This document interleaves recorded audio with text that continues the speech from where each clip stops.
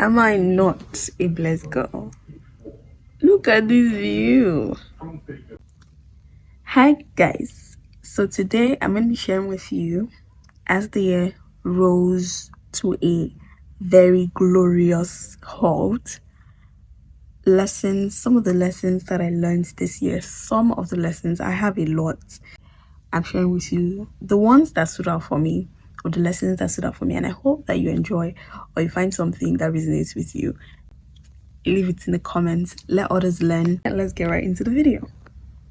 I used to be a lone ranger and I was comfortable with that title, only for me to get into the workplace. I think this is a lesson that I learned all throughout the year, and realizing that you need to be bucked up properly for the workplace. You need to be visible, and it's hard for somebody who's comfortable not being seen or comfortable behind the scenes. You need to be visible. They say change is the only thing constant, and if you fail to change, if you fail to evolve with the times, you will fade away.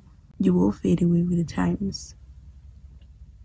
So evolving is important. I realize that saying this is how I am is not really helping anybody. This is how you are. You phase out. There are people complaining about AI now, instead of writing or seeing ways and possibilities that AI can assist them as a tool and not something to take away their jobs. How can they collaborate with AI to make their work easier? So if you don't evolve, you fade out. If you don't evolve, you fade out. You have to be comfortable evolving, still being center of yourself, being in control, not allowing the times and seasons and all that dictate how you are. Evolve. Another lesson that I learned this year would be the power of communication. If you're in a situation, the way you communicate in that situation can determine if they'll put fire under you or put ice on top of you. Fire being something that would destroy you, and ice being something that would calm you down. And I realized that communication gives you an edge in any situation if you know how to communicate well. And it goes beyond it's a mixture of a lot of things.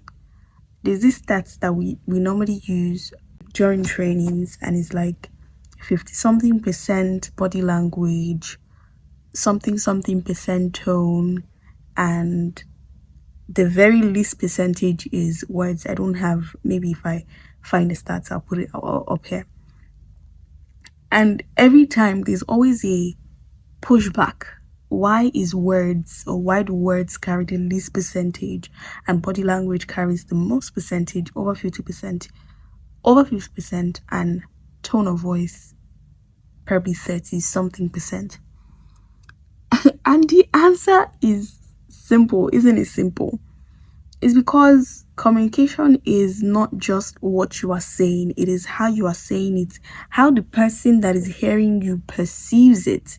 Because you've not really communicated if the person that you're trying to communicate to doesn't understand it. If I'm talking to you now, listening to this video, whatever you're hearing is what I'm trying to communicate to you, right? Like, you're only hearing what I am saying. You're hearing my tone of voice, you're hearing my body language all together with the words, right? So it is really, really important that we learn to communicate, and it goes beyond having there's some people that speak so well, articulate well, but they haven't communicated. And there are some that may not really have the right tonation, the right articulation, the right words, the right tensing, but they communicate well. And that's the point. They communicate and they pass their message across. That's the key. Passing your message across, that is so important. So learn to communicate. I am learning to communicate. To follow up on that point, I think the next thing that I learned would be this one. I learned a lot of workplace lessons this year because I was in corporate this year, not last year, but towards the end of last year, and this year was like the the bulk of it. Like I felt every ounce and every bit of it. So it is, people are gatekeepers of opportunities, and this transcends beyond the workplace. Honestly, I learned this at DYP, Dear Young Professional Summit Hangout in June, July, August was in August this year, and it was like I think Christina mentioned it. People are gatekeepers of opportunity, and it just starts sinking in my head. That contract that you're looking for in that big establishment, people or someone, let's not say people, that place that you're trying to penetrate to do business, somebody's there. And you know how people would just say network. It's not about what you know, it is who you know.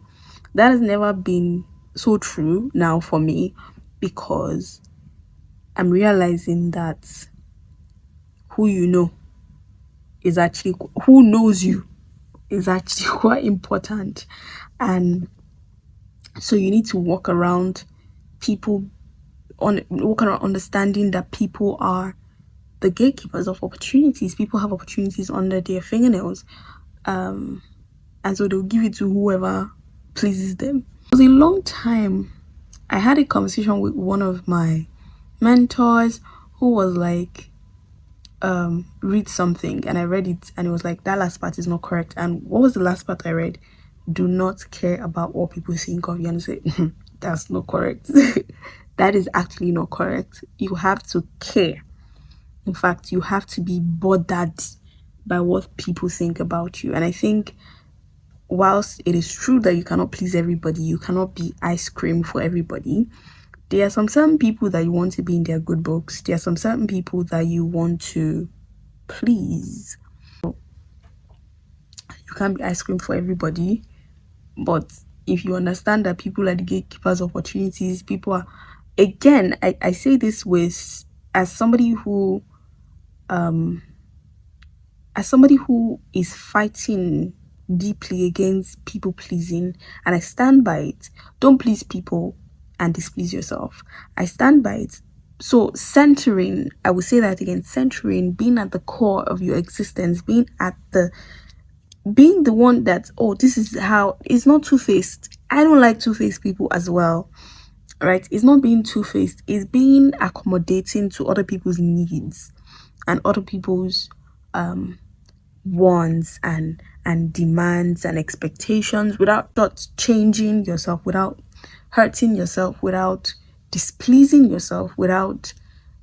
So people pleasing would be acting in the interest of yourself on behalf of other people. Now I have to tell you what people pleasing is.